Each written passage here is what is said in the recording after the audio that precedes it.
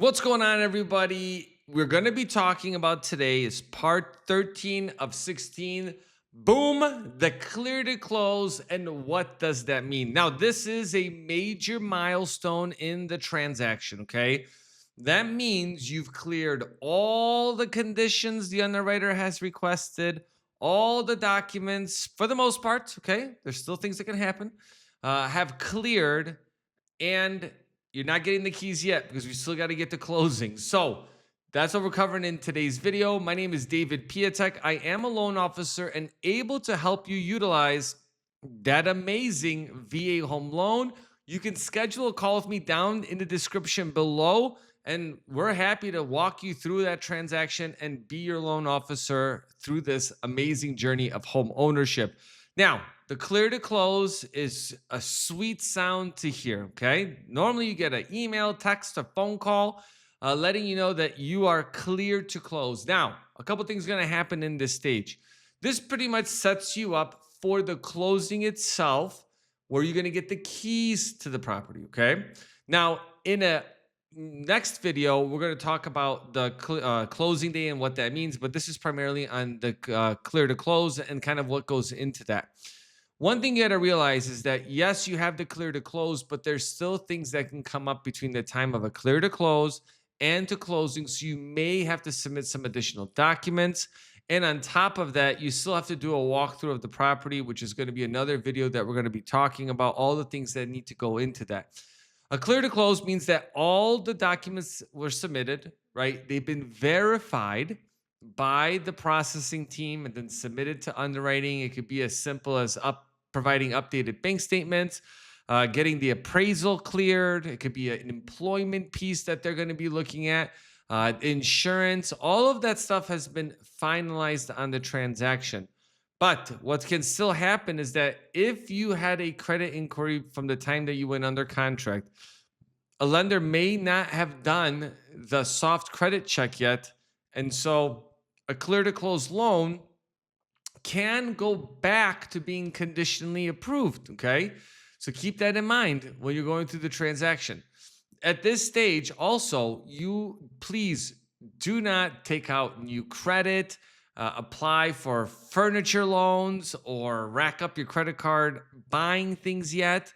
I think it's safe to say once you have the clear to close, that's normally when the closing is scheduled. Okay. So that's when either the agents or the attorneys, they work that out with the title company and say, all right, on this day and this time, we're going to be closing.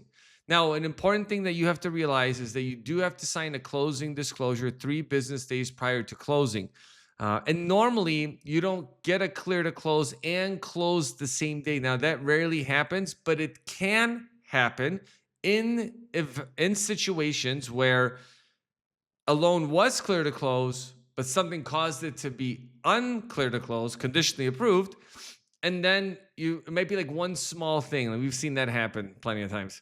And then you're basically like right at the marker for the closing itself. Now, a couple things that go with that, and some tricks up the sleeve that lenders have is sometimes if the lending team is nimble enough, they can send out documents ahead of time, ahead of the clear to close.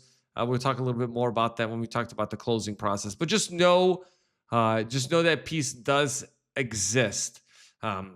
The lender normally will also send a commitment letter showing that the loan is clear to close. So it's like an official document from the lender itself saying that, yes, we are good to go for the closing itself.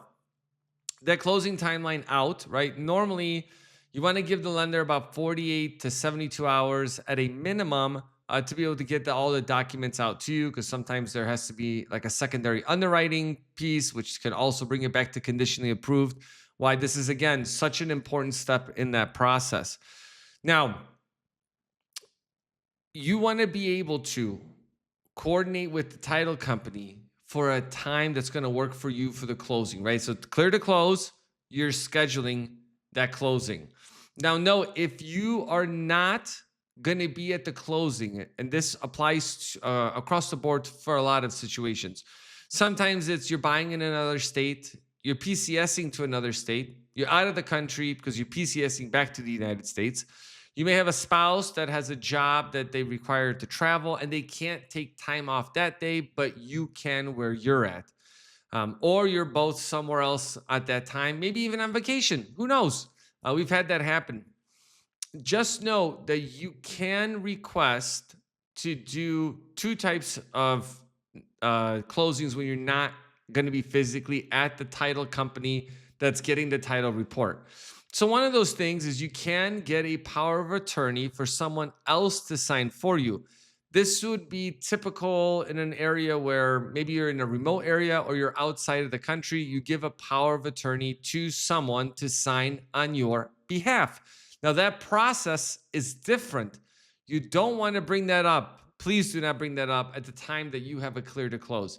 Things happen, right? Sometimes business trips come up. We've had that happen, or military duty comes up. Someone's in the guard or reserve, and they have to go to this. And now we need to get it back to being conditionally approved and get this cleared by underwriting because it is a pretty big deal for someone else to sign one of the largest assets you're going to ever own.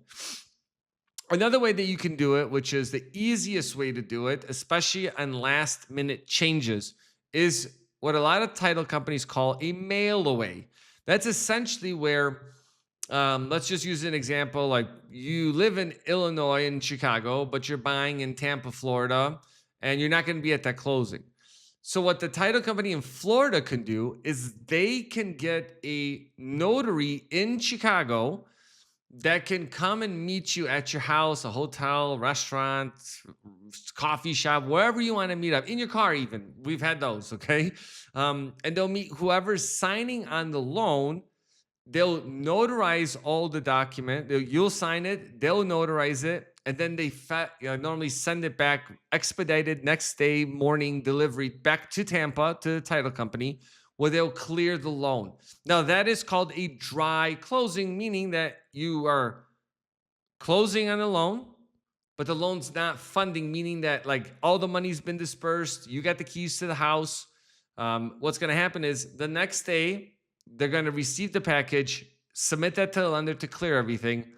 And then at that point, you will be owner of the property. And in some states too, they have to do an actual recording for you to be the owner. I think Arizona is one of those states, so they can be a little quirky. So just know that does exist. A couple things also to really understand with that closing disclosure and this clear to close piece. You initially start with a loan estimate. That turns into a closing disclosure where the lender gathers all third-party fees, okay? And then they disclose that to you. That's not the final closing disclosure, okay? They have to give you that by law 3 business days prior to closing. The title company is going to be the one with the closing that's going to put all of those pieces together to be able to get this to you. And again, can't stress, please do not take out new credit because that is going to change things. And don't quit your job. We've had this happen recently where someone on the day of closing quit their job because they were already offered a new one, but they didn't think anything of it because they're like, oh, I've cleared everything. I have nothing to worry about. But we had to do normally it's the same day verification of employment. That came up, and then we were delayed by 3 days to make the closing happen. Obviously, you guys know this is a domino effect for that. Making sure also for this closing piece, once you have the clear to close, is that if you have to wire money, just make sure with the title company, what does that look like? Make sure you verify with them that they're not, emailing you the information, then you not verifying it. Because once you wire that money is gone. So that is a very specific piece to that. So clear to close is a great step to be in. But you still have to, it's not over yet. Okay. I feel like once you have the clear to close and you schedule the closing, that's very positive. And you've talked with the lender about it. Like there's nothing that's even remotely, there's always something that can happen, but remotely that would like derail the closing date. At that time, then you can start scheduling things. That I would say that's my personal recommendation. Because if you schedule like the day you go under contract, like this is all the movers, this is where everything's coming in, and there's like a day shift, it throws all the numbers off. And another big thing before I wrap everything up is at this point, If you want to move the closing date to be sooner, this would be the time that you do that in conjunction with making sure that closing disclosure is signed. Um, Sometimes people go for long closing dates. They're like 45, 60-day closing dates. And then we're like, hey, we're done in like 20 days. Now what do we do? Sometimes we just wait because it's a seller situation, buyer situation. And sometimes they just put an arbitrary number there and to say, well, if it's clear to close sooner, then we'll close sooner. And so that happens. This is your opportunity to say, okay, I want to move up the closing to this day. And then sellers agree to that. And now you can actually move that closing date to be more favorable for you. An important piece of that, because flexibility is important. But just remember, when you go under contract, the target date is going to be the closing date. And I'm sure realtors will disagree with that. But listen, it's tough to, in this piece, like as you guys watch this entire series of how much goes into a loan and the importance of a team, we're always talking about that. I'm talking about that. We're talking about that on our joint videos because there's a lot of management that needs to happen to make this real smooth, uh, to make you happy. So let me know in the comment section if you guys have questions about this stuff. If you've been in situations that have derailed because of something that happened after you got clear to close. Make sure you guys share this with the veteran community. Hit the like and subscribe button, and I'll catch you guys on the next video.